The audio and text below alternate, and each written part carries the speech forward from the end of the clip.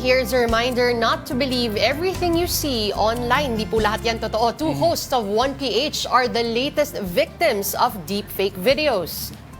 Gusto mo pang kumita ng additional income using your cellphone at nasa bahay ka lang? Yes. Ito ang pinakamadali, pinakamabilis na paraan na pwede kang kumita ng extra 10,000 pesos kada buwan. O para patunayan ko po sa inyo, may papakita po ko sa inyo isang tao na kumita ng 15,942 pesos in 1 month. Ay, nako, hindi to dropshipping, hindi to social media marketing, hindi to networking. Hindi mo kailangan ng espesyal na kaalaman, kailangan mo lang sundin.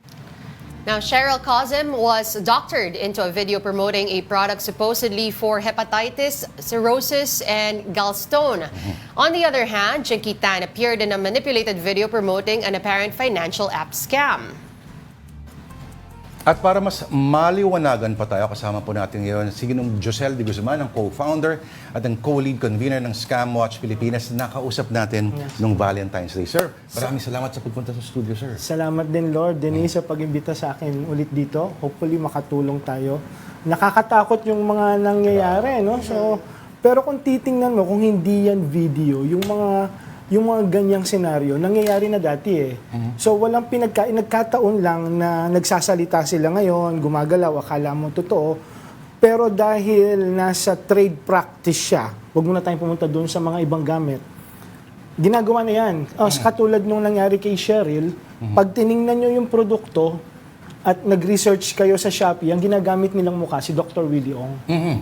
So, in that aspect pa lang, hindi lang nagsasalita si Willie Ong, but it's basically unauthorized. So, in this case, dahil sa trade practice siya,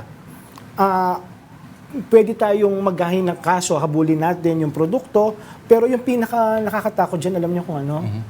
Tiningnan namin yung produktong ini-endorse sa portal ng FDA. Hindi siya rehistrado. Unauthorized. So, medyo questionable. Mas nakakatakot yun kasi iniinom mo to eh. Correct. Iniinom mo. So, At pag nagkasabitan, delikado rin yung mga nag-endorse. yes. Actually, hindi naman. Kaya dahil nakikita nilang peke ito, di ba, ang dapat gawin ng mga celebrity katulad nyo kapag naging biktima kayo ng deepfake is dapat maglabas kaagad kayo ng statement, i-disown nyo. Nako. Ultimo si Cheryl Cosim. Yes. Siya mismo sabi niya, kuhang-kuha yung phrasing, yung tono ng boses. Sir, Yes, Hindi, ito go. kasi papakita natin sa likod ngayon, no? Yung video mismo ni Cheryl Cosim. Sir Josel, ano ba yung, kunyari ayan, kasi again, when you're watching this video for the first time, kung iisipin mo yung pagkabukas ng bibig, yung timing, yung hulma ng bibig also with what she's saying, parang pasok eh. Ano ba yung mga tail signs talaga na Actually, deepfake? pag tiningnan nyo lahat ng mga deepfake videos, pati sa US, mas advanced doon. Particularly ito, yung unang yung titingnan na medyo may blurry tone eh. Hindi siya malinaw. Kasi naka 4D ka na ngayon, naka HD na. So pati yung mga butas mo sa mukha, makikita dapat. Pero yung ginagamit para una mong ma-identify yung deepfake, medyo blurry. Yun yung una mong titingnan, blurry yung mukha, medyo maputla. Okay? Tapos yung titingnan mo ron, yung hindi nagsisync. Kahit nasa akala mo lang siya nagsisync, pero pag tiningnan mo, hindi nagsisync yung audio-video. So, tapos pag tiningnan mo pa siya ulit, halos pa ulit-ulit siya. So, medyo hindi pa ganun, madali pa siyang ma-identify. Ang problema, syempre, sa ordinaryong mata, akala mo katiwa-tiwala to. Ito nga yung problema, hindi lang sa ganito. Kasi, pag tiningnan mo yung mga scam, halos pareho yung tinatawag nilang framework eh. Paano, let's say, nagbebenta ako ng peking produkto na super discounted, di ba? Ano yung una mong gagawin? Pareho lang para ma-check at ma-verify kung totoo yung sinasabi o yung ini-endorse. Titingnan mo yung source. Pag tiningnan mo yung source, yung mga scammers kasi dalawa yan. Dalawang klase sa cybercrime. Yung una, yung kaya mong habulin. Meaning, ma-identify mo kung sino yung naglabas ng video o yung scam material. Yung pangalawa, yung katulad kay Cheryl, halatang-halatang ginawa lang yung Facebook, pag tiningnan nyo, yung Facebook account, nung March 23. Pinost siya nung March 30. So, peki na siya. So, dapat dito, kahit na i-report, kung medyo matagal lang, pag ni-report to, dapat ibaba na ng Facebook. Pero dapat din, isumbong din natin to sa CICC. Kasi ang importante rito, maipababa eh. At the same time, pwede magreklamo si Cheryl sa DFA para ireklamo yung produkto. Kasi pag tinignan nyo yung Shopee, ang dami niyan. Naglipa na talaga, ha? I-type nyo yung pangalan ng produkto, ang dami. Ang dami nagbibenta. So, i-report niya sa DFA, i-report niya sa CICC para mawala yung pahina, yung page. Hindi ba? At maimbestigahan. Kasi yung CICC, yung mga enforcement kasi natin, PNP at NBI, pero sa ganitong hindi mo pa kakilala kung sino yung hinahabol mo. Oo So, nga eh. kailangan dumaan yan sa tinatawag na digital forensic na kayang gawin ng CICC. Yung sinasabi mo mga telltale signs, Sir Josel, yung may blur ng konti. Pero kung sabihin natin, pag maliit yung screen, pag nakita mo sa cellphone, parang medyo mahirap yata ma-detect yung mga gano'n. Actually, kahit na distorted na yan, yung habit kasi ng mga Pilipino, pag umupo na yan, gusto lang nila, hindi na nag-iisip. Tingin lang sila ng tingin. Yan. Kaya nagulat ako kay Cheryl na ang sipag niya, sinagot niya isa-isa.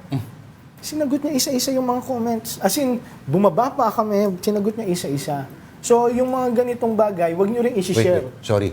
Si Cheryl na AI o yung Cheryl na totoo ang Yung sumagot? Cheryl na totoo, dinidisown niya. Dinidisown niya. Sir Josel, yung kasi you mentioned also yung blurriness, yung sa mukha, yung boses, meron bang signs na, kasi minsan kuhang-kuha eh. Yeah, actually wala pa rito, ayoko lang takutin. Si ChatGPT, Nako. yung ginagamit ngayon, medyo nagkaroon na sila ng breakthrough na pwede na silang manggaya ng boses. Sa Australia, yung problema sa Australia, yung mga robocalls, yung sasagutin mo, hello, hello. So nire-record na yung boses mo para magamit. Although dito, wala pa tayong ganon at wag naman wag muna sana. So lahat ng yan. Kaya minsan hindi sync eh. Kasi hindi pa siya, let's say regular ako na akong gagamit ng app para mag-deepfake. Hindi pa siya ganun kadali. Kasi dahil AI siya, kailangan mo pa siyang i-train. Yes. So hindi na namin sasabihin kung ano yung mga programs na yon, di ba? Pero mahaba pa yung proseso. So sa mga professional pa lang siya, bumabagsak. Pero, okay, Sir Josel, tingin mo yung ginamit dito sa paggawa ng mga ganyan. Yan ba ay sabihin natin commercially available na mga apps na? Yes. God! Gusto ko magmura. Okay, tawag dito. Ang ChatGPT kasi, ewan ko, sa mga magulang, sa mga teacher, baka hindi nyo alam yung mga essay sa ginagawa ng estudyante ninyo. Si ChatGPT nang baka gumagawa nun. Kasi ang galing eh. Oo. Ngayon, ito yung sinasabi natin, sir, no? I-challenge mo daw si ChatGPT, pahirapan mo para kino-correct niya at pina-fine-tune niya yung sarili niya. Actually ngayon, yung nakikita nyo, yung generative AI, sa lahat ng AI, baby steps pa lang yan. Sa lagay na yan, baby steps pa lang. Yes, baby steps pa lang yan. So, eventually, mas lalaki pa. Kaya, yung ginagawa ng Scamwatch Pilipinas, magsisimula kami dito, is kasi kami, ginagather namin lahat ng sectors, government at private sector. So, dito naman, para maprotektahan yung mga celebrities at yung mga companies at yung mga kababayan natin, makikipag-partner kami sa mga iba't ibang industry associations, katulad ng PANA, Philippine Association of National Advertisers Foundation, Ad Standard Council, Philippine Marketing Association, sa DTI, sa FDA na rin, para gumawa ng mga guidelines, particularly dito sa mga deepfakes. Kasi ang gusto nating pigilan is yung mga maliliit na kumpanya, gawin dahil mas mura yung production, eventually gumawa din sila ng mga ganito. Na at least in that aspect, makover mo na. So yung hahabulin mo na lang, yung mga namimeki talaga at ang scammers talaga. Nako, alam mo, Sir Josel, this deserves a longer discussion siguro kasi next year mag-i-election na at alam natin ang consequences sa mga gato. Pero saan ho sila maaari pumunta ng mga website or mga pages? Pag may nakita po kayong mga deepfakes, pwede nyo po siyang i-report sa 1326. Tawag lang po, idiretso natin, 1326. Halimbawa, maraming tumatawag kasi ang dami ng mga scammers ngayon at maraming tumatawag sa 1326. Pumunta po tayo sa scamwatchpilipinas.com, gamitan yung mobile phone. Nandun po, may mga buttons po doon, yung 1326, yung CICC chat, at yung mga iba pang numero na pwede nyo tawagan para mag-report ng mga online scam. Alright, maraming salamat po sa pagdalaw niyo sa amin dito sa Afternoon Delight. Mr. Josel De Guzman, co-founder and co-lead convener of Scamwatch Pilipinas.